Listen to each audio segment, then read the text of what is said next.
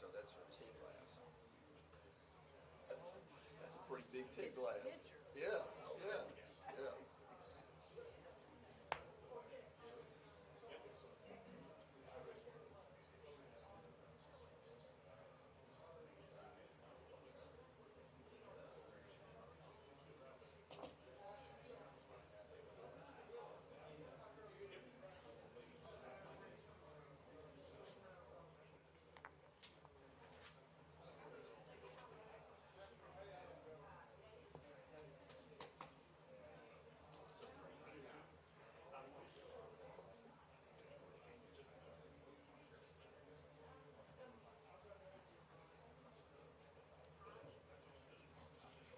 Well, our trip to Yellowstone was washed away, but we scheduled another one to Mount Rushmore. Oh, really? July the 29th, we're going to fly up there, and Andrew's going to visit. We're going to have us a nice vacation. Oh, well, good.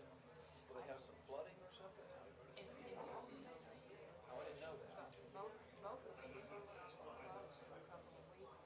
And I think now they've got both of the entrances open, but it did a tremendous amount of damage. Really? It's the worst place ever. Wow. I'm telling you, our climate is one of those dreams.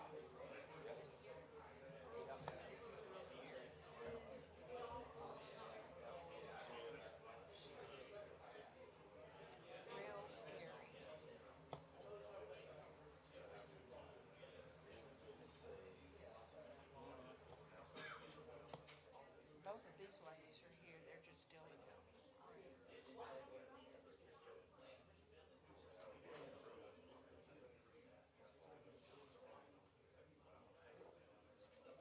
We're enjoying getting to see Andrea a lot more. She's working here on her own a lot more than she is in Sherman and Oh, some of really? the other cities that are in the federal district. You know. Okay. So she did go to Beaumont this week though. She drove down the end of last week to do some work down there in that court. Yeah. Good. Yes.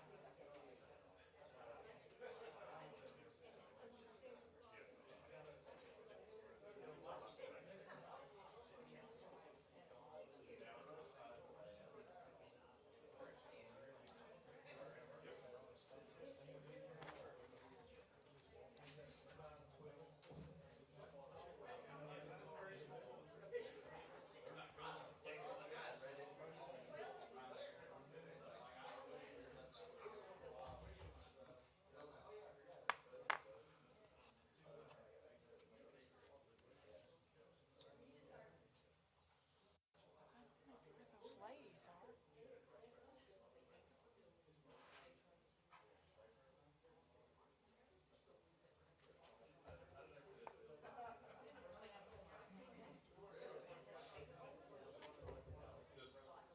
So it's not going to last long.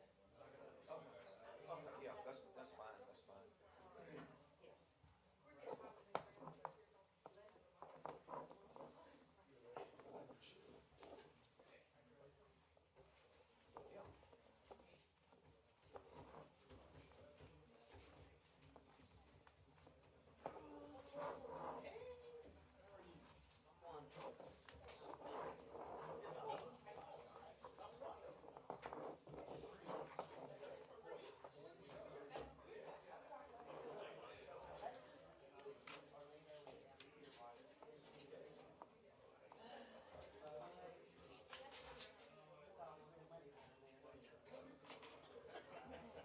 I'm glad I'm back at home. Man.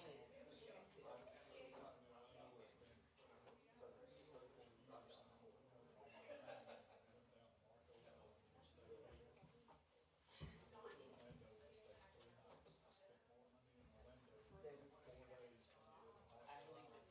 I believe it. I'm gonna stay away from that. Yeah, don't come from here. I mean, they've just all got their hands out. Okay, y'all ready? Where are the ladies? Okay. Get rolling? Oh, that's right. She's not gonna be here.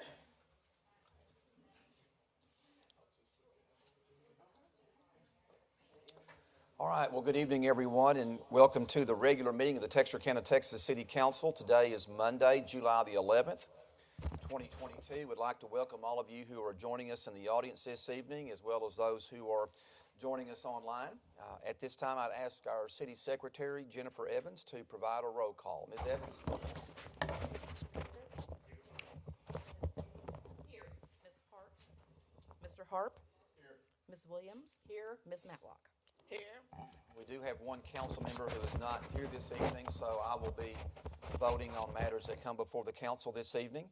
Our invocation and pledge will be led by Council Member Betty Williams. If everyone will please stand.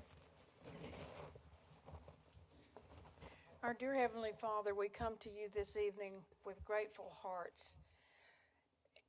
We are so thrilled to be able to be a part of our city and to be a positive influence over it. It's a great honor to have this position. And we ask you, especially during this high temperature period, that you be with those that have to work outside, protect them, and we always are mindful of our first responders, our policemen, and our firemen, and the wonderful job that they do for us. And please watch over them. We would ask you to be with everyone that's here in this room tonight. Protect us as we go home. We ask this in Jesus' name. Amen. Amen. I pledge allegiance to the flag of the United States of America and to the republic for which it stands, one nation, under God, indivisible, with liberty and justice for all. Thank you very much. You may be seated. Certainly hope everyone is having a great summer thus far. The thermometer continues to go upward. And Mr. Smith, is our water usage creeping up somewhat, I believe? Well, I'm using my fair share, I promise you. So having to run the sprinkler system just about every day to keep up with the dry conditions and warm conditions that we have. But certainly hope everyone is having a great summer. We'd just like, as far as my remarks are concerned, I'd like to make aware to everyone this evening that this coming Friday, July the 15th, one of our major clinics in the community, the Coleman Carney Clinic, will be celebrating their 75th anniversary. It's hard to believe that they've been in our community for 75 years. And so there will be an event that will be taking place on Friday morning at the Coleman Carney campus. And so I'll be there to present a proclamation on behalf of our Twin Cities. And so look forward to that event. So congratulations to the Coleman Carney Clinic Association. As far as our upcoming schedule for our council meetings, beginning next month in August, we will revert back to our 2 meetings per month. So those meetings in August will be on the 8th and on the 22nd. And then in the month of September, our meetings will be on September the 12th and September the 26th at 6 p.m. here in the council chambers. In reference to Parks and Recreation events, July events, on July the 18th, Co-Ed Softball League will begin at Wallace Park. And if anyone needs more information in reference to Parks and Recreation activities, they can contact the city at 903-798-3978 or visit the city's website. At this time, we'll move along with our agenda this evening. We have a special presentation in reference to the November general election. And this evening we have Mr. Pat McCoy, the Bowie County Elections Administrator, is here. Mr. McCoy, welcome. Glad you're here with us this evening, and we look forward to listening to what you have to share with us this evening. Thank you, Mayor.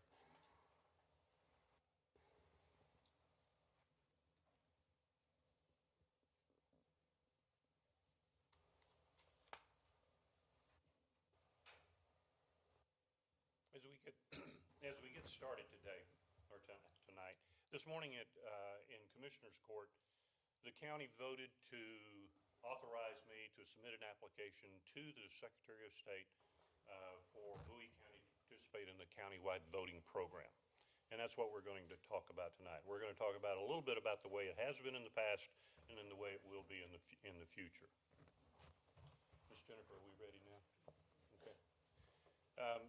Countywide voting makes voting more convenient.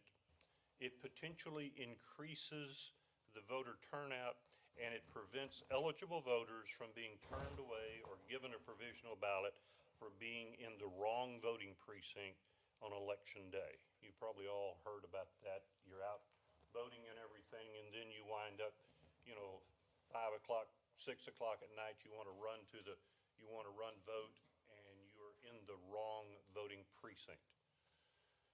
We're going to fix that. In the past, each individual had to vote in their own precinct. We had, in a voting precinct, you had one or a minimum number of precincts in that polling location. You had to vote there for your ballot to be able to count. That is state law. With a voting center, polling sites accommodate all the precincts just like they do in early voting. If you voted in early voting before, you know that you go in, you give them your driver's license, and you are issued what we call an activation card. This is your paper ballot. You're given that. You go to an express vote, and you insert that, and you make your selection, and then it goes into a DS-200. We will have that at every voting center within the county. The background on voting centers, the pilot program started in 2006 in Lubbock County. Programs expanded in each legislative session since 2006, and it's now permanent. 2013 legislation expanded availability to all elections administered by the county. It used to be only county or state or federal locations, but any election we administer, we can now use countywide voting. Once a successful election is administered by the county, no further application is required. And the application is detailed. We've been working this for about 6 months. We went and we're submitting tomorrow. This afternoon we were doing our final edit to make sure that we had everything there, and there was one document that we found that we did not have. So we're waiting on that to come in. But it's a very detailed process that we have to go through to do this. A voting center requirement, we have to use exclusively what's called direct recording electronic voting systems. That has to be at every polling location. As I mentioned a moment ago,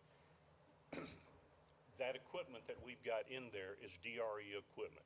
It records not only who has voted, but it records how you voted. But there's two separate processes in there. Your ballot goes into what we call a DS-200. It's the big black barrel that's sitting over there, the scanner. There's no connection between how and who. So once it goes in there, we don't know which one of those individuals or who voted that particular ballot. We have to use those. We've accomplished that. We have those. We've been buying a little bit at a time. But through a lot of lobbying on my part and other individuals, other commissioners, we were able to use part of the ARP money that is out there, and we were able to buy the additional equipment. Jeff asked me earlier how much equipment that we will have. We will have over $1 million worth of equipment that we will deploy on election day.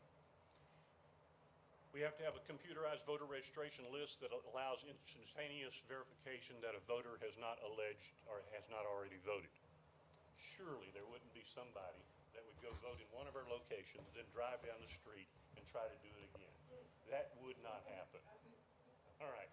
But if it does, we've already got that figured out.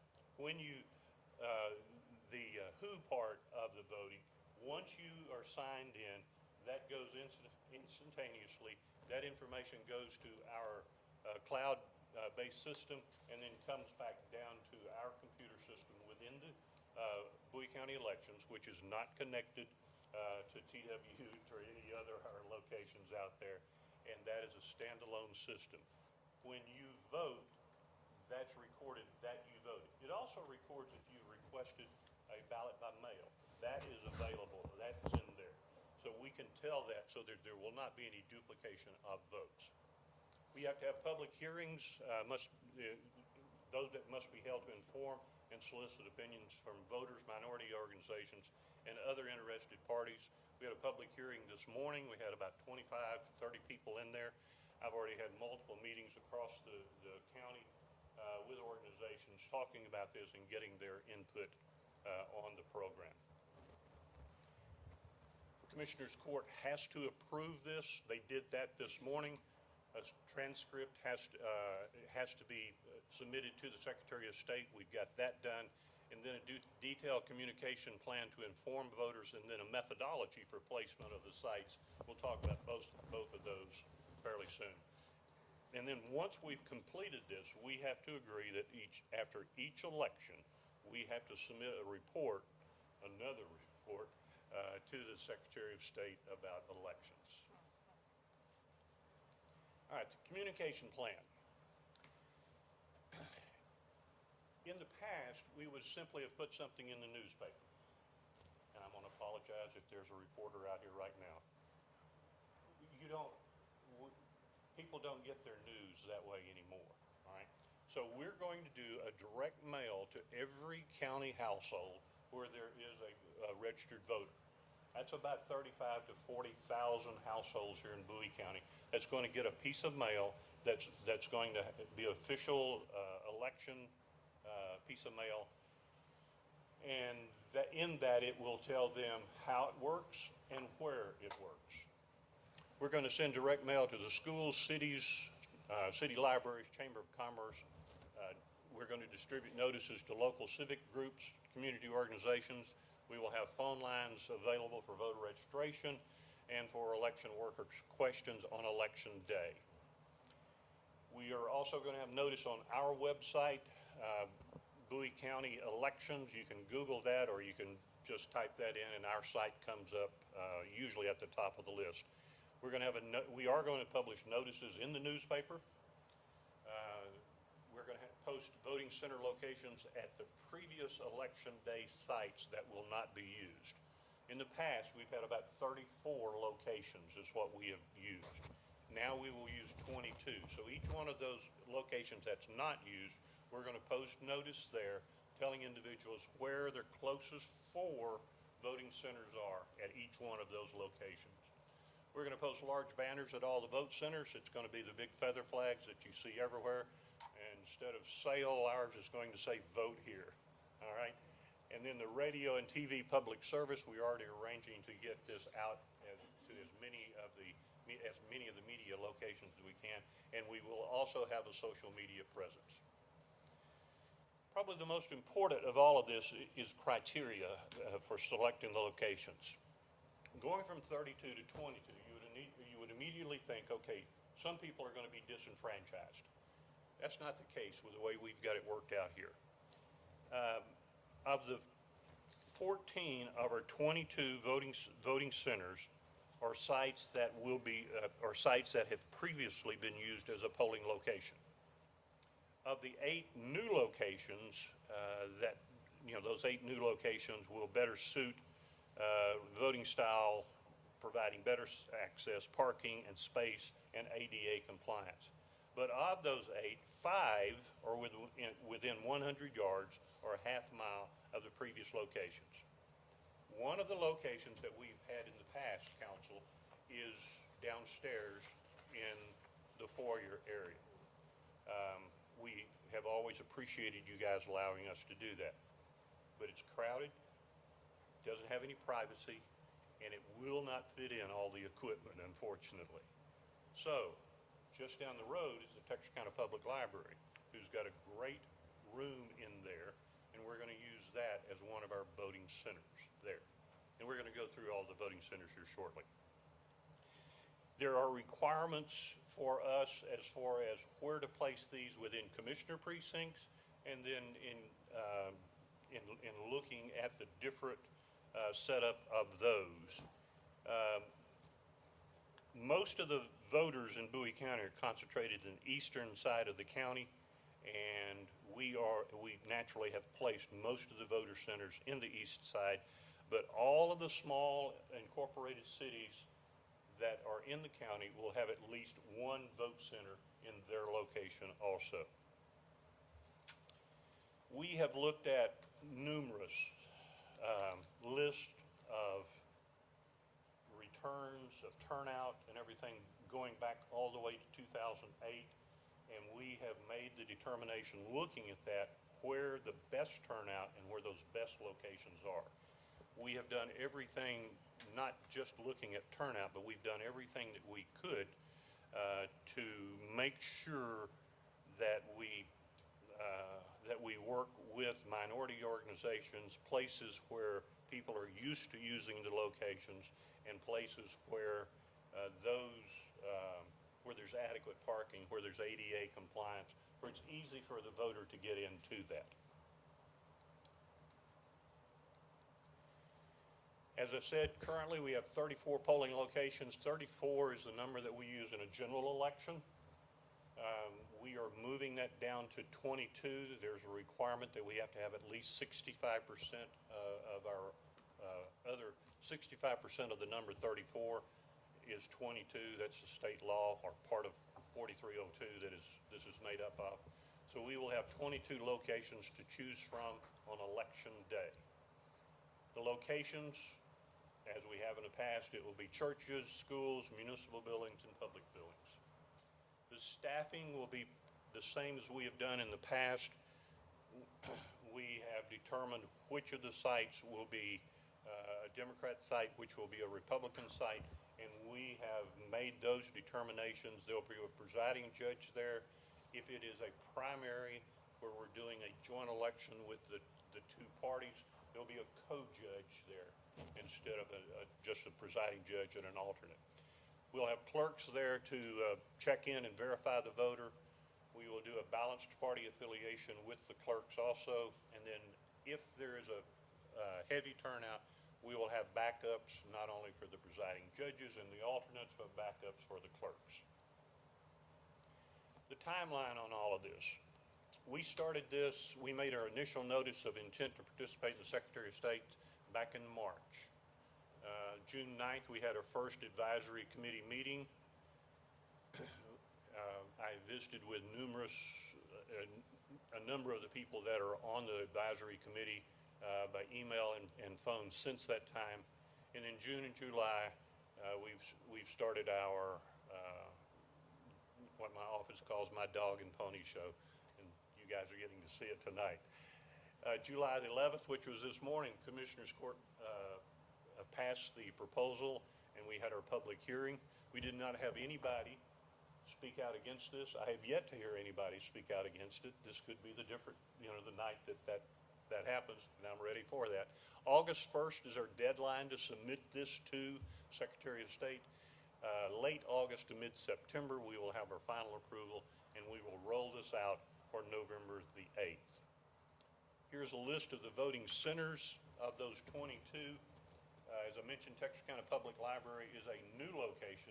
St. Paul's Missionary Baptist Church is one of their previous locations. Liberty Ilo Baptist Church is a new location.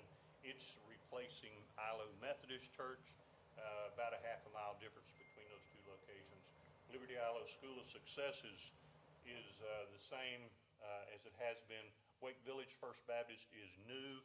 That's replacing Wake Village City Hall. Again, not enough room there to do that. Collins Senior Center is a previous location, as is in Texarkana College. But with Texarkana College, we are moving out of the Truman Arnold Center and into Levi Hall. Truman Arnold Center, it was out there in the quad area, and no privacy at all with that. Goree Academic Learning Center is a previous location. Sullivan Performing Arts, we have used that in two elections now. That is a replacement for the Texas Middle School. Better parking, better privacy. You don't get announcements across the speaker, 4 per hour. That bothers our voters. Nash Elementary is a previous location, as is Texarkana First Baptist, Richmond Road Baptist Church. Hardy Memorial is a new location. We have moved the C10 location, which was way out on Richmond Road. We have moved move that location back down to Hardy. The reason we did that is because it's more concentrated population. It's closer for people to go to. We expect that location to have a much better turnout. Hooks High School, Sims Baptist, Old Salem Baptist, DeKalb High School, those are all previous locations. New Boston City Hall is a new location, but it's concentrated right there in the center of the New Boston area. Leary City Hall is new, but if you guys know Leary City Hall and the Leary Fire Department, they're right next to each other. They're about 50 feet apart, so we're comfortable there. Red Springs Baptist is previous, and then Redwater First Baptist and Maud First Baptist are previous locations also. This is a map of that. I don't know if everybody can see that map, but if you will look at the red dots, you will see the concentration of those dots over here in the east end. You'll also see a concentration of those along the south side of Interstate 30 and in Commissioner Precinct 1. That's all I got, Mayor. Any questions for Mr. McCoy? Smooth procedure? Good luck with the process. We're going to make it work. It's going to be better for the voter. It's going to give us several, not only convenience for the voters, but we think it's going to increase turnout, and we also believe that in the long term, it will be a cost savings for the county. So, Well, thank you for your time and all you do in the election area, and appreciate you being here giving us this news this Thank evening. All right. At this time, we'll move along to our open forum comments from the public. If there is anyone in the audience this evening who would like to address the council, you're welcome to do so. You will have up to 5 minutes to speak. If you are here this evening and you want to speak on behalf of one of our public hearing items, I ask that... It's okay. Trying to fix an audio issue. We have an echo back there. Yeah, I thought we were in the Grand Canyon there for a while, so... Oh, my goodness. Thought it was Japanese. But if you are here this evening to speak on behalf of one of our public hearing items, and then I ask that you please wait until we get to that public hearing item, and we'll be glad to listen to your comments. Also, we ask that you complete one of the yellow sheets on the rack on the wall if you're wanting to address the council. So is there anyone who wants to address the council this evening? Ms. Evans, did you have any sheets filled out? Did you have any sheets filled out, Ms. Evans? I did have one for public hearing, one for open forum, but it's a public hearing item. It's number 059. Okay, so we'll hold off until we get to that particular item, so, okay? I think he's that's him. Are you here to speak on a public hearing item? Okay, sir, when we get to that particular item on the agenda, we'll be glad to listen to your comments at that time, okay? Okay, all right, thank you, sir. Thank you. All right. All right, this evening, do we have any appointments to boards and commissions or committees? Mr. Hart? To the Metropolitan Tech Committee, I'd like to nominate Jonathan Wade for city engineer. This is a reappointment, renomination. Okay, all right, thank you, Mr. Hart. Ms. Williams? Okay, this is a reappointment for Mr. David Holder to the Historic Landmark Preservation Committee. Okay, thank you, Ms. Williams. Are there others? Yes, on I this have one. Page? For the Building and Standards Commission, Carolyn Moore, it's a reappointment as well. Okay, thank you, Ms. Page. Ms. I Matlock? have one for Okay. the reappointment to Planning and Zoning, James Larkin. Okay, all right. Thank you, Ms. Matlock. Are there any others? Okay, if not, is there a motion for approval? So moved. All right, is there a second? Second. We have a motion and a second. All those in favor say aye. Aye. Opposed, no. And on the foothills of that, I would like to just pass along another friendly reminder. The deadline for applying, let me back up just a minute. We've been putting out the word throughout the community for those citizens who might be interested in serving on a various board, commission, or committee to register with the city, to make your interest known, and so we can take those applications into consideration. So just as a reminder, the deadline applying for service on a board, commission, or committee will be coming up this coming Friday, July the 15th. and the application process is very user-friendly. Interested citizens can access the city's website and apply online or contact the city secretary, Jennifer Evans, for assistance. Service on a city board, commission, or committee is the perfect way to focus on community needs, serve fellow citizens, and stay informed about key issues. Qualified citizens are encouraged to volunteer and apply. So once again, that deadline will be coming up this Friday, July the 15th. At this time, we'll move along to our items for consideration. We will go over items pertaining to the consent agenda. We do have 5 items this evening. Item 1 is consider approval of the minutes of the regular meeting of the City Council held on June 13th, 2022 at 6 p.m. Item 2, order of election for City's November 8th, 2022 general election for the purpose of electing a council member for Ward 4 and a council member for Ward 6. Item number 3, ordinance number 2022-068, closing and abandoning a portion of a right-of-way north of Gibson Lane, east of Pleasant Grove Road, and south of Block Track 195 of the George Brindley A-18 Headright Survey. Item number 4, resolution number 2022-072, approving the application for the Texas Motor Vehicle Crime Prevention Authority grant, providing a total grant in the amount of $20,000 where the city will provide a $4,000 match. Item number 5, ordinance number 2022-074, assigning duties and delegating authority to the city manager to implement within budgeted parameters the City Council's strategy of evaluating the reasonableness of SWEPCO's applications before the Texas Public Utility Commission.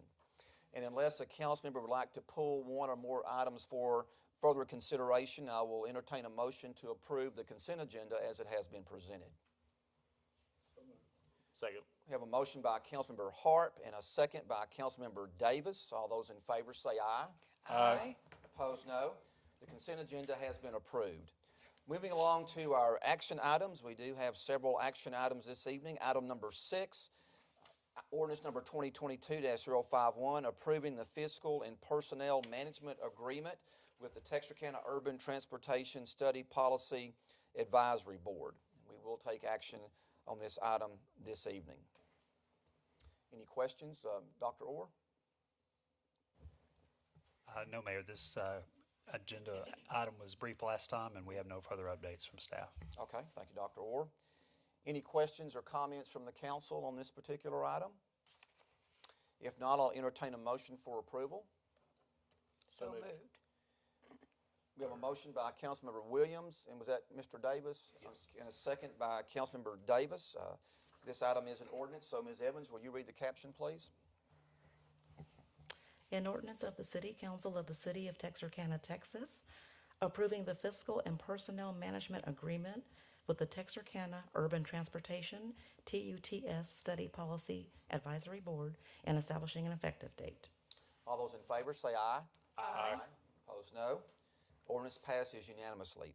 Item number 7, joint resolution number 2022-058, authorizing the city manager in conjunction with Texarkana, Arkansas, to reach an agreement with Bird Rides Incorporated to launch a pilot scooter program in Texarkana, USA. Any questions on this one by the council? David, if you refresh my memory on where the kind of a central point for this will be as far as coordinating of these scooters? So there's a number of drop-off locations, and so we've been in communication with both Texarkana College and Texas A&M Texarkana on the Texas side, and they both agreed that those are 2 locations. In addition to that, we're looking at downtown as well. So. Okay, thank you. All right. Did we do a public hearing on these, Dr. Orr? We have not done a public hearing. We have them on action schedule this evening. Okay. Any other questions or comments? Okay, all right. Is there a motion for approval of the resolution? So moved. Is there a second? Second. Motion by Councilmember Harp, second by Councilmember Davis. This is a resolution, so there is not a caption. All those in favor say aye. Aye. Opposed, no. No. Ms. Evans, roll call, please. Mr. Davis? Aye. Ms. Page? No. Mr. Harp? Yes. Ms. Williams? Yes. Ms. Matlock? Abstain. Mayor Bruggeman? Yes. The joint resolution passes, 4 yes votes, 1 no vote, and 1 abstention. Item number 8 is resolution number 2022-064, approving and authorizing publication of notice of intention to issue certificates of obligation in an amount not to exceed $20,475,000 and declaring expectation to reimburse expenditures with proceeds of future debt. Any questions or comments on this item? I have a comment, Mayor. Mr. Hart? I just wanted to make people aware that doing this, due to the excellent management of our city administration, our city managers and department heads, and Kristen Peoples and her finance department, the issuance of these certificate of obligation bonds will provide for the improvement of about 15 of our more heavily used city streets and will not raise the effective tax rate on property and our sales taxes. So this is a opportunity for us to take care of some issues at no cost to our citizens and taxpayers. All right, thank you, Mr. Hart. Any other questions or comments? Kristen? Mayor, I just was going to recap a few things. As you're aware, we've discussed this bond issuance several times through our Budget Advisory Committee and also in our joint meeting with the council. And I just want to make the council aware that this is a notice of intent, so this will basically give this the authority to publish in the paper that we intend to issue these COs. The formal adoption of that will be September 12th, so if anything changes between now and then as far as property tax valuations or anything related to the bond, then at that time we have the option to not move forward with it. But this is the piece of the puzzle where we get to go and put notice in the paper to let our citizens know. As Mr. Harp stated, we will not be proposing to increase the tax rate. The tax rate will stay the same that it is. So there will be no property tax increase associated with this bond issuance if we move forward tonight. Okay, all right. Thank you, Kristen. Any other comments? Okay, if not, is there a motion to approve the resolution? So moved. Motion by Councilmember Harp. Is there a second? Second.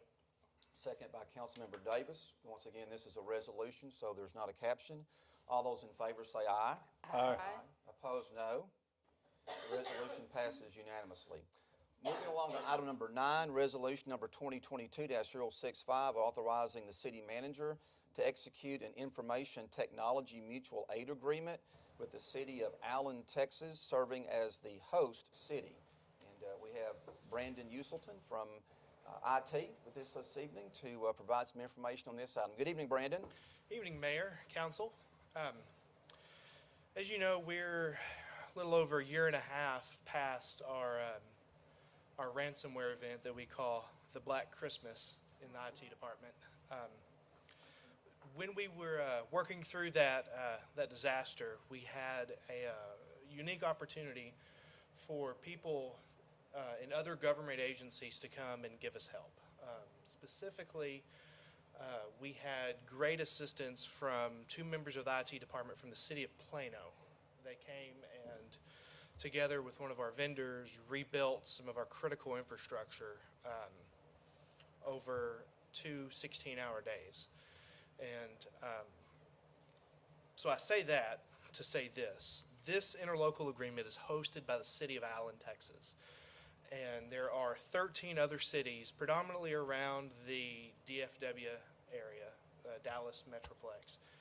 And this interlocal agreement allows for IT directors to put out a call for help if there's a critical information technology, cybersecurity events. And it could be something similar to what we suffered through, or it could be a tornado and we need help rebuilding, or any number of cybersecurity events. And the cities that have signed on for this interlocal agreement they can respond by sending technicians to help whatever city's in trouble rebuild their infrastructure. And this is one of the reasons this is particularly effective and important for us, is because working in government IT is always a little bit different than IT for everybody else. So by having this ability and the resources of other city governments, particularly other city governments in Texas, who can come and help, is a huge boon for the city and especially for the IT department. Other cities that are a member of this interlocal agreement would include the city of Benbrook, city of Salina, the city of Euless, the city of Hearst, Grand Prairie, Seguin, and New Braunfels. The IT director for the city of New Braunfels is the current president of the Texas Association of Governmental IT Managers. But this agreement is important. And not only is it an ability for us to call for help, but if one of these other cities needs help, it gives us the ability to give back to the IT community of government agencies in Texas, and we can go and give some of the same help that we received during our Black Christmas. Are there any questions for me about this? Any questions for Brandon? I think it's a great idea. Sounds good. All right, thank you, sir. All right, appreciate it. Any other questions or comments? All right, if not, I'll entertain a motion for approval. So moved. Second. We have a motion by Councilmember Williams, a second by Councilmember Matlock. All those in favor say aye. Aye. Opposed, no. Moving along to item number 10, resolution number 2022-066, authorizing the city manager to purchase one John Deere 644P wheel loader through the Sourcewell Buy Board in an amount not to exceed the Texas portion of $168,453.82, and the total amount not to exceed $274,892. We have Gary Smith, our Executive Director of TWU, to provide us some information on this item. Good evening, Mr. Smith. Good evening, Mayor, Council. This front-end loader, this is our front-end loader that's at our compost site on South State Line. We looked at, the engine went out on it is what happened, and we looked at repairing the engine versus just replacing the engine and buying a new one. Well, the front-end loader that's down there now, it's almost got 14,000 hours of service on it. There's a lot of other things that start to go wrong with it, and we just felt like it'd be the most cost-effective to just go ahead and purchase a new one. The last one that went out on us, we had about 17,000 hours on it. The engine went, and the transmission is just one thing after another. We just felt like we were just throwing good money after something bad.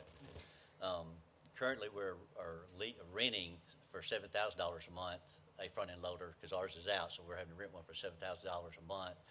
The new front-end loader, if this is approved, they said it'll take at least 12 months to arrive. But the $7,000 a month we're paying will go towards the purchase price. So basically, in a year, $84,000 would come off to $274,000. The staff recommends approval. We'd be glad to answer any questions that you may have. So is this used to move the material around at the compost site once it's dumped? The material, we also use it over where the wood, everything's brought in. We use it there sometimes, well, actually quite a bit. It's used 6 days a week. It gets a lot of use out of it. Yes, sir. A lot of wear and tear. Yes, sir. All right. Okay. Any questions for Mr. Smith? All right. Thank you very much. Thank you. Appreciate the information. All right. Is there a motion for approval of the resolution? So moved. Second. We have a motion by Councilmember Davis, a second by Councilmember Harp. All those in favor say aye. Aye. Opposed, no. Item number 11 is resolution number 2022-067, authorizing the city manager to enter into a contract for the St. Michael Drive at Kings Highway Sewer Extension Project in an amount not to exceed $131,327.60. And Mr. Smith is also going to provide information relating to this resolution. Mr. Smith? Mr. Mayor, Council, this project's just to get sewer to the northeast area of the intersection of Kings Highway and State Line. This is part of the 2008 annexation, but there's an agreement made that the sewer could hold off until something was going in that site. But when it was Quick Trip was going in, and at the time, Kings Highway started under construction, so they put it off a little bit. So it's come back to light a little bit quicker than we anticipated. But funds are available, and this is to put the sewer in to serve that area. Okay. All right. Any questions for Mr. Smith? All right. Thank you very much. Thank you. All right. Is there a motion for approval of the resolution? So moved. We have a motion by Councilmember Williams and a second by Councilmember Page. All those in favor say aye. Aye. Opposed, no. Resolution passes. We'll now move along to first briefings. We do have 4 first briefings this evening. Item 1 is ordinance number 2022-069, approving an amendment to PD-20-1 for site plan approval on an approximate 2.518 acre tract of land being Tract 1B, Marriott subdivision located at the northwest corner of St. Michael Drive and North Calhoun Creek Loop. We'll have a public hearing on this item on August the 8th and council vote as well. And that schedule will continue for all of our items, upcoming items this evening under first briefings. We have Michelle Daniel to brief us on this item. Good evening, Michelle. Good evening, Mayor and Council. So this is a request for site plan approval located at the 5,000 block of North Calhoun Creek Loop. This property was previously vacant land, and the proposed use is construction of Andy's Frozen Custard. The adjacent zoning is planned development, general retail to the north, east, and west, and Interstate 30 corridor to the south. The adjacent land use is a hotel to the north, restaurants to the east and west, and Interstate 30 corridor to the south. And the site plan consists of the construction of a new 2,056 square foot building with a drive-through only. There is no indoor dining. And there will be a walk-up order window at the front of the building. The facade will be brick and glass windows and a 924 square foot covered patio awning area with no outdoor tables or chairs. There will be a brick monument style sign located at North Calhoun Creek Loop and wall signs on the building. Staff and Planning and Zoning do recommend for approval of this item, and I will be happy to answer any questions you may have. Any questions for Michelle on this item? Okay, all right. Item number 2 is ordinance number 2022-070, granting a specific use permit to allow the location of a daycare on Block 28, Highland Park Edition, located at 2401 Hazel Street. Nelda Shavers, owner. Michelle? Yes, so as you said, this is for a specific use permit for a daycare or preschool located at 2401 Hazel Street. The property is owned 2-Family 1 and is the existing Highland Park Baptist Church. The future land use map has designated this property as office institutional. The adjacent zoning is 2-Family 1 to the north, south, east, and west, and the adjacent land usage is parking to the south and east, residential to the north, and a school to the west. A specific use permit is required to allow a daycare use in this zoning district. Staff and Planning and Zoning did recommend for approval of this request, and I'll be happy to answer any questions y'all might have. Any questions? All right, thank you, Michelle.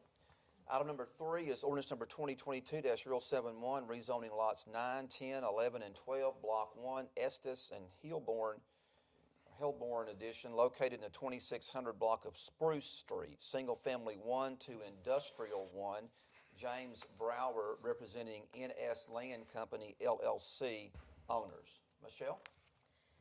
Good evening again. As you said, this is a request to rezone lots located in the 2600 block of Spruce Street from Single Family 2 to Industrial 1. The property was vacant land. The proposed use is an office and warehouse for a construction business. The adjacent zoning is Industrial 1 to the west and Single Family 2 to the south, east, and north. The adjacent land use is vacant land to the north, south, east, and a construction business to the west. The applicants propose to make this zoning align with their property to the west, which is Zone Industrial 1, and this is needed to expand their business. Staff and Planning and Zoning did recommend for approval of this request, and I'll be happy to answer any questions y'all may have. Any questions for Michelle? All right.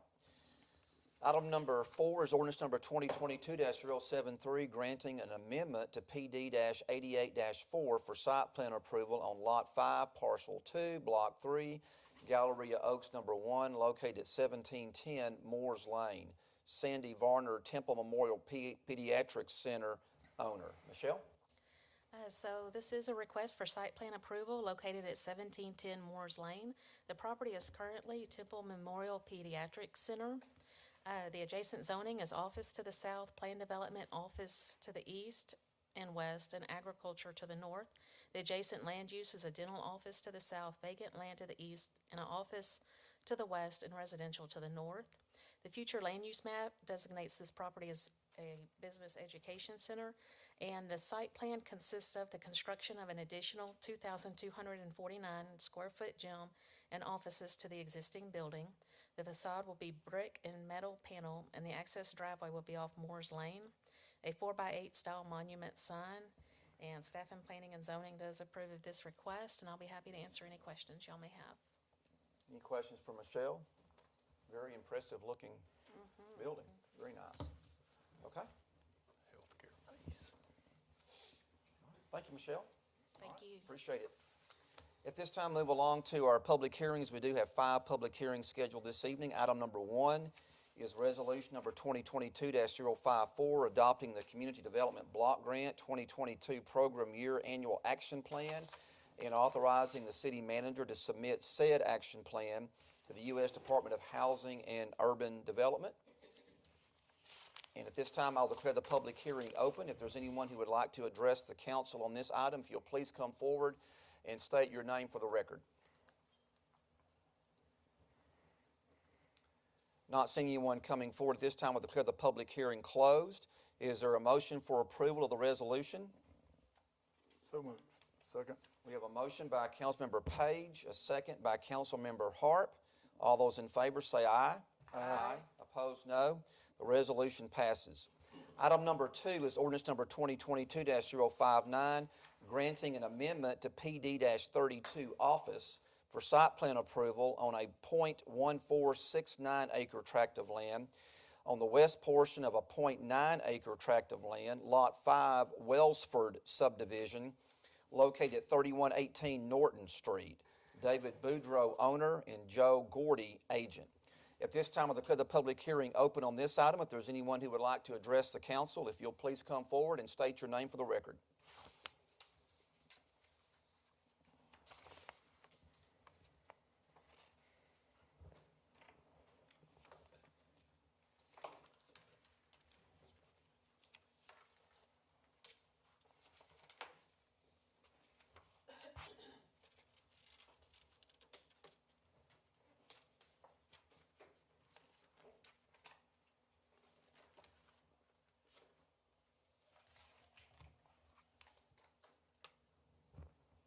Good evening, sir.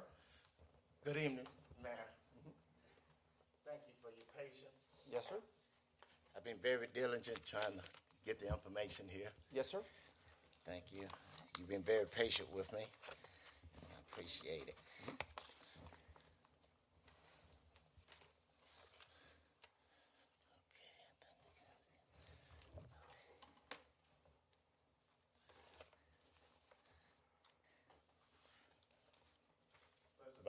Thank you, Mr. Mayor and Council. My name is Charles Stokes. Most people know me by the Buffalo Soldier. I am retired Army for more than 20 years in the Army, and I came home, and my specialty was communications. I own property at 1412 Dodd Avenue in the Singers subdivision, Lot 17. I've been an active member of Newtown community for over 25 years. I grew up in the community and returned to the area upon my retirement. I've served the community by providing safe Halloween in Bell Park for the children in Newtown, surrounding the area for 21 years. I'm concerned about the proposal location of the telecommunication tower that D&TP Properties is seeking to build at 3118 North Norton Street. The proposed tower location is too close to property. I recommend that the 5G tower be located 300 to 500 feet away from humans. The proposal location for the tower was closer to my property than 300 to 500 feet. The prolonged exposure to microwave signals of 5G towers have shown to affect human health, problems with hearing, sight, and brain issues. I'm concerned about the type of tower, the size, height of the tower, and proximity to the homes and families living in the neighborhood, especially the children and the older adults. There's also a park nearby, Bell Park, where the children play 100 blocks from this tower. The proposal tower proximity is the power lines is also a concern. I'd like to submit, if I could, I took pictures of the location. Yes, If so. you'll start with Ms. Matlock, please, and she'll pass those down. Do you need these pictures back, or are they part of the record? I can get another copy. Okay, It's okay. Ms. Evans, will you need a copy or not of the pictures? Okay, all right, yes, sir. If we could have a copy for the record, that would be great. Okay. I'm concerned about the proposal location of the telecommunication by D&T proposal in seeking to build at 3118 North Street. The proposal tower location is too close.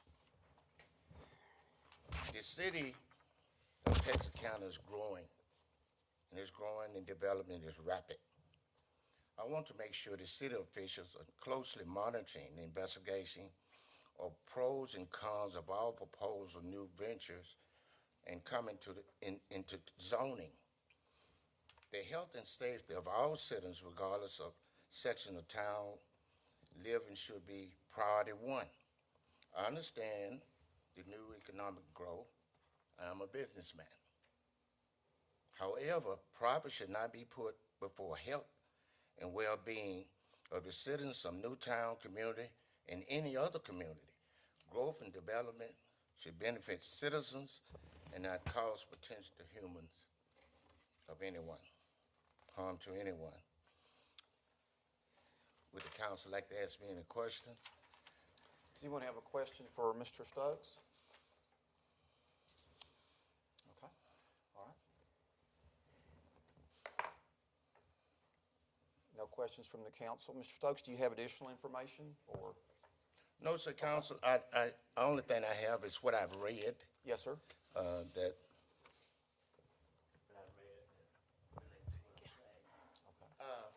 Like I said, council, I've been here, you've been so kind and patient with me. I'm greatly concerned. The pictures show it's too close. It's too close. And I'm just greatly concerned, and doing 21 years in the military, communication is my thing.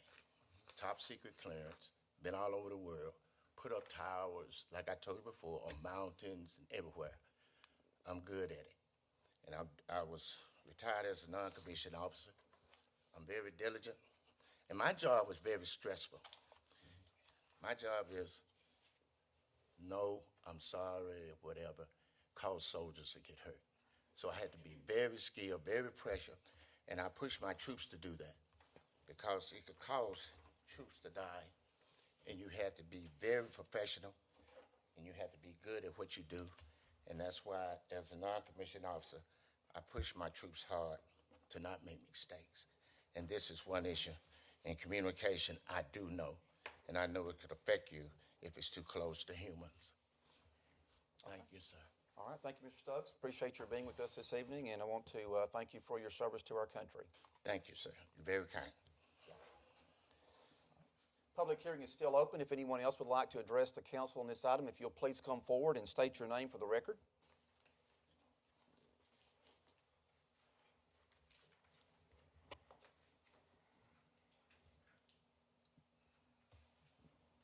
Good evening, Mayor and Council. My name is Joe Gordy. I represent Apex Towers. Good evening, Mr. Gordy. Glad to have you with us. Glad to be here. It's a long ride from where I'm from, but glad to be here. Where are you from? Well, I'm from Hattiesburg, outside of Hattiesburg, Mississippi. Oh, okay. You have come a long distance. And you say, why are you here in Texarkana? And well, the client that wanted me to do this, they didn't tell me that it was 350 miles from where I live to, no, I'm just kidding. Been doing site acquisition for 22 years, working on tower sites all over the South, and I never say no when one of my clients calls. So here I am, and I'm glad to be here, and thank you for the opportunity to speak to the council. Couple of things concerned. We do have an agreement with Mr. Boudreau, David Boudreau, the owner of the property, for the tower site. It is a 200-foot self-support tower. It is in a 80 by 80 lease area.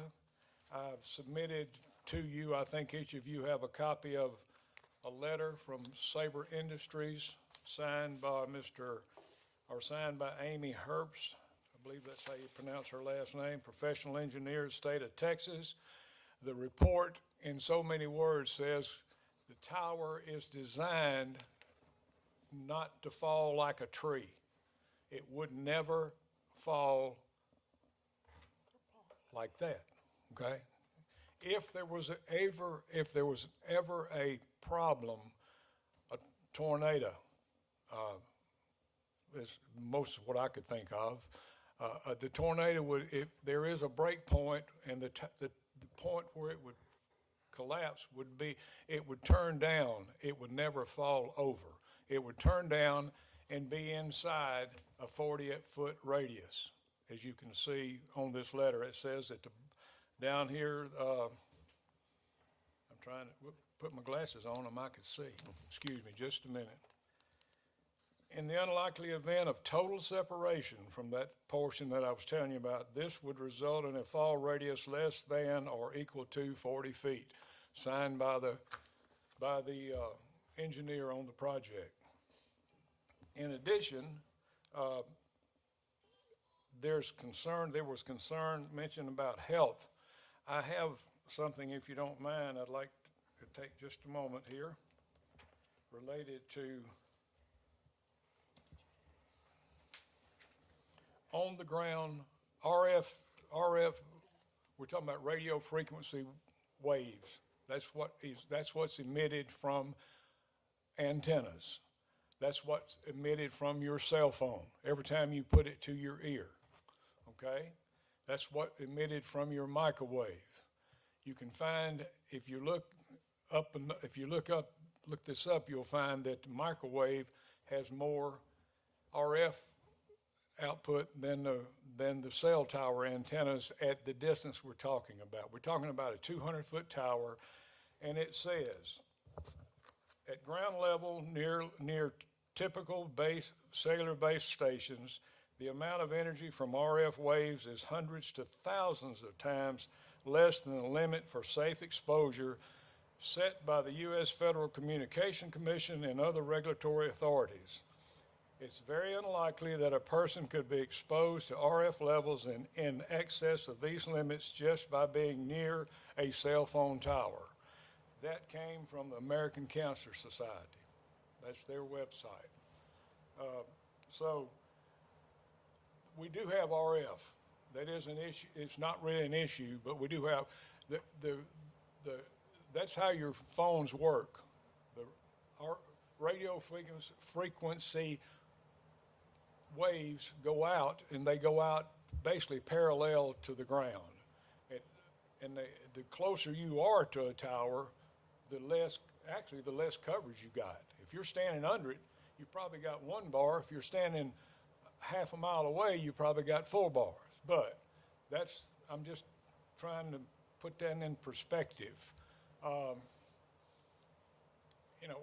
The bottom line is that we have met all requirements by the Planning and Zoning Board for approval of this site. The staff has recommended approval, and that's what the Planning and Zoning Board did back in early June, I believe it was. And I submit to you that we would appreciate your favorable consideration on this subject matter tonight. thing that we're talking about distance from where the tower is. As I said, you got a 40-foot fall radius to cover every bit of it. So that takes care of that. But, you know, if there's some question, I'd be glad to answer it. Any questions for Mr. Gordy by the council? I have a question. Ms. Matlock? Would you have one put near your home? Well, yes, If you lived in there- fact, if you lived there, would you want one? can I, sure, I can tell you right now. And 12 years ago, I did a site for one of my clients in South Mississippi. They sent me the search ring. That's how we determine where to locate the tower needs to go. The engineers, radio frequency engineers, designed the system. In this area, it's a lack of service. It's underserved as far as service is antennas is concerned. And in order to, I'm going back to your question in just a moment, but the engineers picked this location, gave me a search radius of about a quarter of a mile. There's no other possible candidates. I looked at others before I went to Mr. Boudreau, and the others were, one had a big open lot. Problem was they already had their master plan for the rest of their business included all that lot, so it was not available. But to go back to your question, 12 years ago I put a tower site within about 250 feet of my grandmother and my aunt, my old maid aunt. She'd hit me if she knew I said that, but she's not with us anymore. But anyway, she was a great lady. That tower is still standing there. It's got 2 carriers on it, 2 different servers. And yes, ma'am, my daughter lives in my grandmother's house now. My cousins live up across the field. We're out in the country. And so we do have one, and we have no problems. That was one of the questions I asked last month. Why did you choose that particular location? You know, were you out riding around and said, hey, this is a good spot? No, why was that spot chosen? It was chosen because there's a lack of service in the area for the client that we're doing the tower for, okay?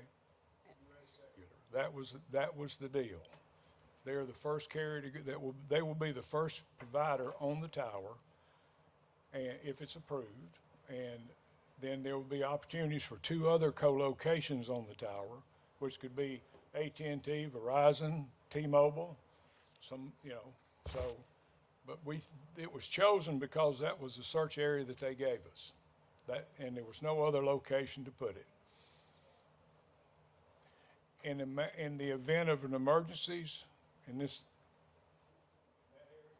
it'll help first responders, firemen, policemen to have additional coverage. It'll also help all the people that live in the area. Okay?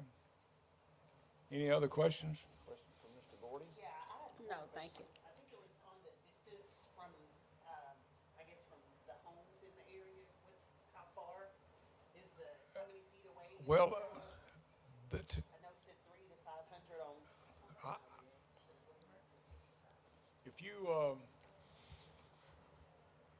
If I remember correctly, the closest, there you go.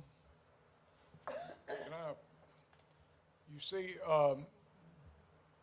3118, is that the one, excuse me, is that the black? Yes, sir, that's the location, proposed Okay, location. so that particular building is not there.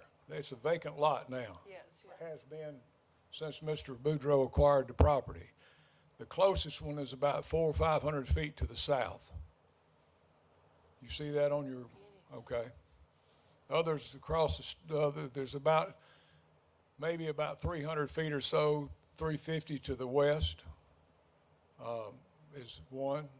And all the others to the north of that location are commercial businesses. One's a radio station. Radio station's they have their own radio tower there. But yeah. I think there are actually 2 towers at radio station. Yes, sir, right, 2 towers, that's correct. Ms. Page, do you have any other questions? Okay. Ms. Matlock, do you have any other questions? Okay. Any other questions from the council? Mr. Davis? If I could, Mr. Stokes, I've actually got the statement that you read. In yours, it does say the proposed tower location is too close to my property. It is recommended. Who is it? As far as where did you get the information that it needs to be 300 to 500 feet? Well, being in the military. Mr. Stokes, I'm going to ask you to please come over to the microphone so that we can be sure we pick up the recording. So, I know this for a fact, and I heard him say that the milliwatts doesn't affect people. Well, I've set up many towers. Once you set them up, you don't see animals around, nothing. They're very sensitive to sound. And what he's saying is directly wrong. I have that for a fact up here. And as far as him putting it there, now, if we look at the chart,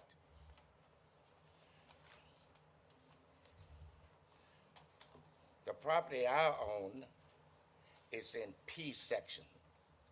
In the P section, the 2 sections right there, Norton Street and Dodd. Those 2 sections is my property, where I have the building there. He's right across the street, too close.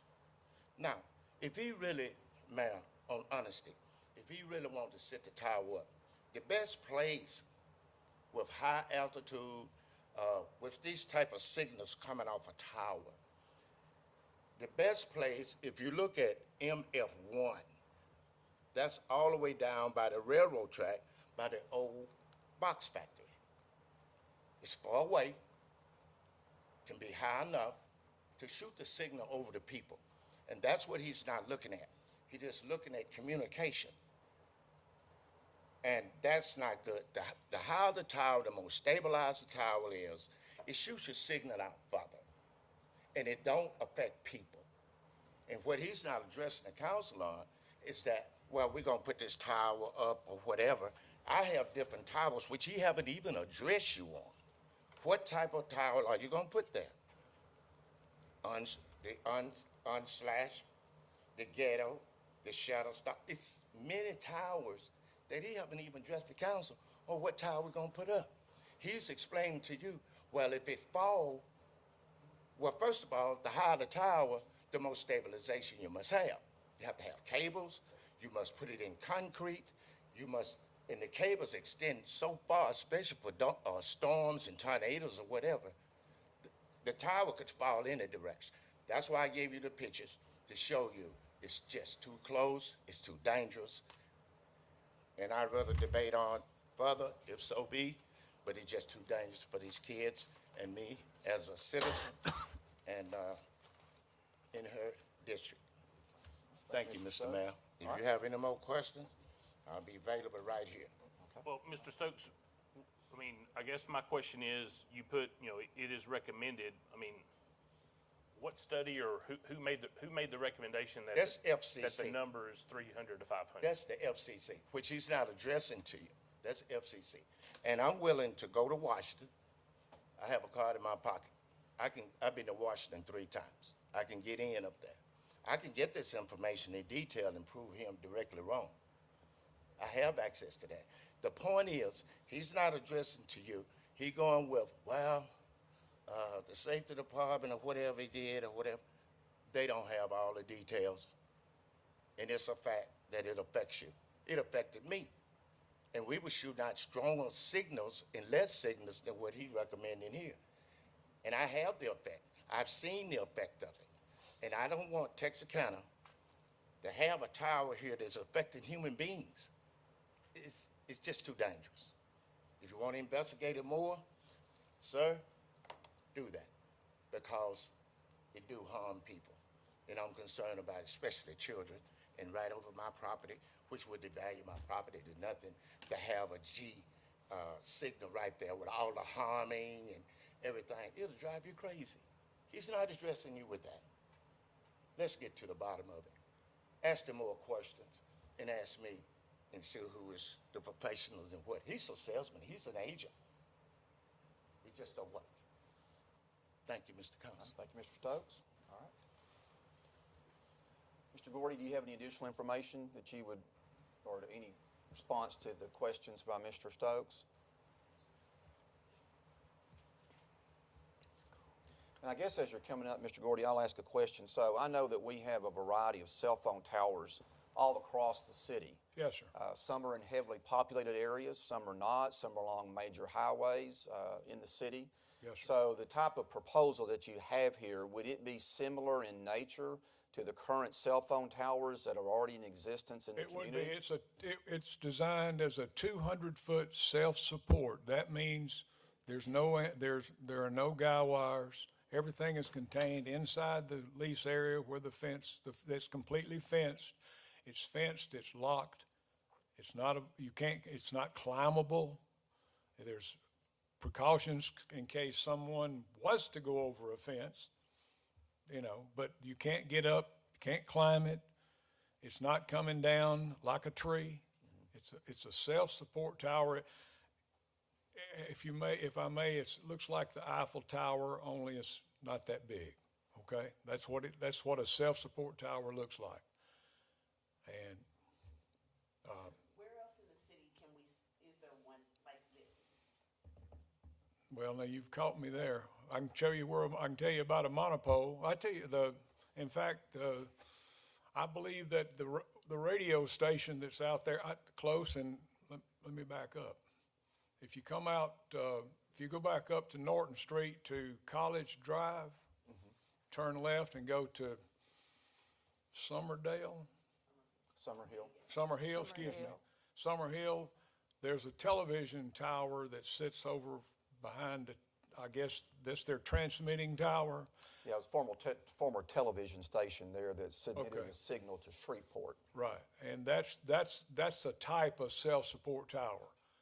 The one that we're proposing is not anywhere close to that big. That's an old tower. It's been there a long time. Since the late 50s. And I can tell you, I'm not an engineer, but I promise you it would fail on any amount, on any structural, it would fail. It would not handle equipment that goes on a tower today. So I guess to restate my question again, Yes, sir. so the tower that you're proposing, as far as the equipment Yes, sir. that would be attached to that tower, Yes, sir. Same cell thing. phone related equipment, Yes, sir. would be similar, if not identical, to other cell phone equipment that's currently mounted on other cell phone towers throughout the entire city. Is that a correct statement? That's correct. They're all basically the same. Okay. Okay, and do you have any of those in neighborhoods that are like that? I know you said down. Well, I have to say that I've been to here about 4 different times now, and I've seen some towers in areas where there were homes not that far away. The tower that we're proposing is only 200 feet tall. I know that sounds like a lot, but it really isn't. But 200 feet, it does have like I said, it does have design to, if it were to, and the only way it's going to come down is if there was a tornado that hit a direct hit, and then it might not. It just depends on how strong a storm it was. And then it's going to have a break point about 2/3 of the way up. And I'm trying to go by memory, but did the council approve one for AT&T just near Norton Law Office? I I'm think not it was mistaken. a few blocks north of all of that. Okay. That was several months ago. Right. Or within the last year, yes. Because I believe that was definitely had some neighborhood residents near it. Yeah. So we've got a precedence of doing so. My concern is that the place was just chosen because it looked like it was vacant. Probably nobody ever visited that area. I bet nobody in here except for city staff have been even down that street. Unless some of you guys did it because you looked at this. Bet none of you have ever been down there. Nobody has. I've lived in that area all my life. except when I left out. So bet nobody ever rides down there and say, hey, oh, they probably, oh, there's a vacant space right there. We can put it right there. And you didn't know anything about the neighborhood, just decided to pick it. That was why I asked why you selected it, to see what reason you chose that area. Well, as I said, the engineers designed the system, and they're the ones that selected the area to look, and this was the location that was suitable for a tower site. And there's currently a weak signal in that area, That's right. or very limited Yes, sir. coverage in that particular That's correct. area? Yes, sir. Okay. Okay, all right. All right, thank you, Mr. Gordy. Yes, sir. All right, Mr. Stokes, we need to move on. Do you have something quick? Yes, sir. Okay. Just to update you guys. G5, it's a short signal, but it's fast. They have to put more towers together to pick up the signal, man. That's why. If he put that, where I just demonstrate to him, you can put other towers there, but you're putting it over human beings. It's the radiation. It's the radiation. It's gonna get you. And that's why I'm a professional at this. 20-some years in the Army. I've been doing this a long time. Even though we have scientific evidence to say, but we don't know what the future brings for us, our sickness, our health. He's not looking at that. He's looking at money. So this needs to be revised, find out where the tower really needs to be to give good signal to where, not there. I just demonstrate, take it further back, a bigger tower, closer to the railroad track, where people's not populated, and make the tower tall to make sure you shoot your signal out. And if you do, like I was saying to her in the zoning, if they change the signal, the power, you will never know. You will never know. And it will study make people sick. That's my greatest concern. Thank you, Mr. Stokes. Public hearing is still open on this item. If there anyone else would like to address the council, please come forward, state your name for the record. At this time, I'll declare the public hearing closed. Any final questions from the council? If not, is there a motion for approval of the ordinance? This pertains to the site plan approval. Is there a motion for approval? So moved. Second. We have a motion by Councilmember Davis. We have a second by Councilmember Hart. Ms. Evans, will you read the caption, please? An ordinance of the City Council of the City of Texarkana, Texas, amending PD-32 office for site plan approval on a 0.1469 acre lease area located on the west portion of a 0.9 acre tract of land, being Lot 5, Wellsford subdivision, located at 3118 Norton Street in the city of Texarkana, Bowie County, Texas, containing a repealer clause, containing a severability clause, and establishing an effective date. All those in favor say aye. Aye. Aye. Opposed, no. No. Ms. Evans, roll call, please. Mr. Davis? Aye. Ms. Page? Mr. Harp? Yes. Ms. Williams? Aye. Aye. Ms. Matlock? No. Mayor Brueggemann? Yes. 5 yes votes and 1 no vote. The ordinance passes. We'll now move along to item number 3, ordinance number 2022-060, granting a specific use permit to allow the location of a telecommunications tower on a .1469 acre tract of land on the west portion of .9 acre tract of land, Lot 5, Wellsford subdivision, located at 3118 Norton Street. David Boudreau, owner, and Joe Gordy, agent. This pertains to the specific use permit. At this time, we'll declare the public hearing open. If anyone would like to address the council, please come forward. All right, Mr. Gordy, if you'll please state your name for the record. Joe Gordy. Yes, sir. Just want to ask that the, Mr. Mayor and the council, that you approve this recommendation from the Planning and Zoning Board for this item. I think we've discussed it. All we need to unless you have other questions, that's all I need to say. Okay. All right. Thank you, Mr. Gordy. Yes, sir. Public hearing is still open. If anyone else would like to address the council, please come forward. At this time, we'll declare the public hearing closed. Is there a motion for approval of the ordinance? So moved. We have a motion by Councilmember Harp. Is there a second? Second. Second by Councilmember Davis. Ms. Evans, the caption, please. An ordinance of the City Council of the City of Texarkana, Texas, amending the zoning map showing the location, boundary, and use of certain property by the granting of specific use permit number S-752 to allow the location of a telecommunication tower on a 0.1469 acre lease area located on the west portion of a 0.9 acre tract of land, being Lot 5, Wellsford subdivision, located at 3118 Norton Street in the city of Texarkana, Bowie County, Texas, containing a repealer clause, containing a severability clause, and establishing an effective date. All those in favor say aye. Aye. Opposed, no. No. Ms. Evans, roll call, please. Mr. Davis? Aye. Ms. Page? Aye. Mr. Harp? Yes. Ms. Williams? Aye. Ms. Matlock? No. Mayor Brueggemann?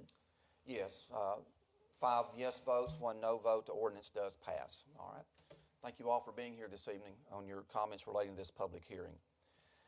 We'll now move along to item number 4, ordinance number 2022-061, approving an amendment to PD-02-13 General Retail for site plan approval on lots 7 and 8, Block 5, Richmond Subdivision 4th, located on the 2 lots north of 4414 Galleria Oaks Drive. Jennifer Carrillo, owner, and Kayla Wood, MTG Engineers and Surveyors Agent. At this time, I declare the public hearing open on this item. If there's anyone who would like to address the council, please come forward. State your name for the record. Not seeing anyone coming forward at this time, I will declare the public hearing closed. Is there a motion for approval of the ordinance? So moved. We have a motion by Councilmember Williams, and who made the second? A second by Councilmember Harp. Ms. Evans, the caption, please. An ordinance of the City Council of the City of Texarkana, Texas, amending PD-02-13 General Retail for site plan approval on lots 7 and 8, Block 5, Richmond Subdivision 4th, located on the 2 lots north of 4414 Galleria Oaks Drive in the city of Texarkana, Bowie County, Texas, containing a repealer clause, containing a severability clause, and establishing an effective date. All those in favor say aye. Aye. Opposed, no. The ordinance passes unanimously. We have one more public hearing item. It's item number 5, ordinance number 2022-062, approving an amendment to PD-86-3 General Retail for site plan approval on Lot 1, Richmond Quick Edition, located at 2903 Richmond Road. Paige Hobbs with American Goods, LLC owners, and Greg Ryden, Ryden Architecture agent. At this time, I'll declare the public hearing open on this item. If anyone would like to address the council, please come forward and state your name for the record. Not seeing anyone coming forward, at this time I'll declare the public hearing closed. Is there a motion for approval of the ordinance? Second. We have a motion by Councilmember Harp. We have a second by Councilmember Davis. Ms. Evans, the caption. An ordinance of the City Council of the City of Texarkana, Texas, amending PD-86-3 General Retail for site plan approval on Lot 1, Richmond Quick Edition, located at 2903 Richmond Road in the city of Texarkana, Bowie County, Texas, containing a repealer clause, containing a severability clause, and establishing an effective date. All those in favor say aye. Aye. Opposed, no. The ordinance passes. This concludes our public hearings portion of the agenda. We'll now move along to the city manager's report. Dr. Orr. Good evening, Mayor and Council. Just a few updates to pass along to you tonight. First off, we have our River Bend and TW True Up meeting this Wednesday, July 13th. These are the annual calculations that determine the annual water production rate, and they'll be presented to the member cities at that meeting. Also wanted to remind you that the Red River Army Depot change of command has been rescheduled. It was previously scheduled for last Thursday and was postponed to this Thursday. So if you're interested in attending that ceremony, we'll leave from City Hall. Just please let us know. What time will you be leaving, David? We'll plan to leave here closer to 8. 8? Okay. Yes. All right. Okay. We have a hazard mitigation plan update that's currently ongoing. So Hazard mitigation plan is how we receive funds from FEMA, and so it's very important for disaster mitigation that we have an updated plan. And we're asking for citizen input on that plan. So we have a survey. You may have seen that in the lobby as well. We have it online. Just want to encourage our residents to fill out this survey to let us know about different hazards that are in the area and then ways that we can help to avoid those through FEMA grants. Also wanted to mention we have an eclipse coming up, if you didn't already see that, in 2024. So we're working with Texarkana, Arkansas. We are in the totality of the eclipse, so for about 2.5 minutes, we will be completely dark on April 8th, 2024. So we're working with Texarkana, Arkansas, and working on an ad hoc committee soon between the two cities to plan for this event. If you recall back a couple years ago, there was another eclipse in the Midwest, and so we've had a number of tourism officials here recently that talked about the tourism boom that you can see from an event like this. And then finally, just another reminder that July 14th, this Thursday, we have an employee appreciation. We'll have shaved ice for city employees, so I encourage you to come out to that event as well. That's 12 to 4 p.m. at the courthouse in downtown. That's all. Very good. That sounds good, especially as hot as it's been outside. Could you use one of those right now? So, all right. Thank you, David. Appreciate the report. All right. We'll now move along to administrative comments. Any comments from the council this evening? I do want to share one thing. I wish Ms. Hart was here this evening. She had a doctor's appointment with her husband out of town this afternoon. Wasn't able to be here, but last month, Councilmember Hart held a meeting at the Southwest Center. It was on a Saturday afternoon, and this was for the residents of the Rose Hill community as well as the Rose Hill Neighborhood Association.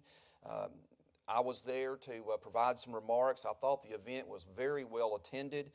There was a lot of enthusiasm with those who were there as far as partnering with the city for potential cleanup operations as far as trash pickup and other things that we can be involved with. And so just want to thank the citizens who came out for that Saturday afternoon meeting. That was one of those hot Saturdays, so I'm glad we were indoors in the gymnasium at the Southwest Center. But anyway, I want to thank Councilmember Hart for hosting that event last month. Any other comments from the council this evening? Okay. If not, unless there's any further business brought before the council, if not, I'll entertain a motion for adjournment. We have a motion by Councilmember Harp, and we have a second by Councilmember Page. All those in favor say aye. Aye. Opposed, no. All right, we are adjourned. Thank you all for being here, as well as those who joined us on live. Certainly hope you have a great evening, and stay cool.